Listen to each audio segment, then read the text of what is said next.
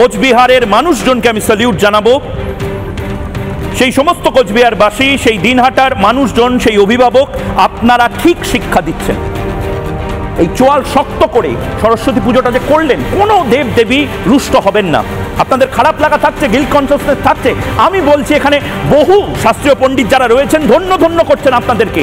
আপনারা আসলে যোদ্ধা হিসেবে সনাতন ধর্ম রক্ষা করেছেন। গোটা সনাতন ধর্ম আপনাদেরকে স্যালিউট জানাচ্ছে।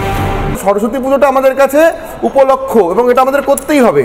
এখন সেটা যদি কোনো রকমভাবে অরাজক তত্ত্বের দ্বারা বাধাপ্রাপ্ত হয়, তাহলে আমরা তো নিজেদের সংকল্পে অচল, তো আমরা তো নিজের ইচ্ছায় আমরা টাইম পিরিয়ডকে লঙ্ঘন করছি না। এখন তিথি নক্ষত্র তো দাঁড়িয়ে থাকবে না, কিন্তু বিষয় হলো যদি আমরা সেটা করতে বাধাপ্রাপ্ত হই, আমরা আমাদের সংকল্প পূরণ করব এবং শাস্ত্রে বিধান আছে, যদি সংকল্প পূরণ করার জন্য তিথি নক্ষত্র একটু আগে পিছু হয়েও যায়, তদুপি সংকল্প সম্পন্ন করাটাই হচ্ছে সনাতন ধর্মাবলম্বী ব্যক্তির, মানে এটা তাদের খারাপ লাগার কোনো জায়গা নেই, কোনো খারাপ নেই। আমি এটা কোচবিহারবাসী এবং সেই সমস্ত মানুষজন যারা দুদিন পরে এই পুজোগুলো একেবারে মুখ্যমন্ত্রী মমতা বন্দ্যোপাধ্যায়ের অপদার্থতার জন্য করতে বাধ্য হলেন, তাদের প্রত্যেকের জন্য এটা খুব বড় একটি ঘটনা। একজন ধর্মগুরু হয়ে ওদেরকে দুহাত তুলে সাধুবাদ জানাচ্ছি যে আপনারা যেটা করেছেন এটা একদম সনাতন ধর্মাবলম্বীর মতো যথাযুক্ত কাজ করেছেন।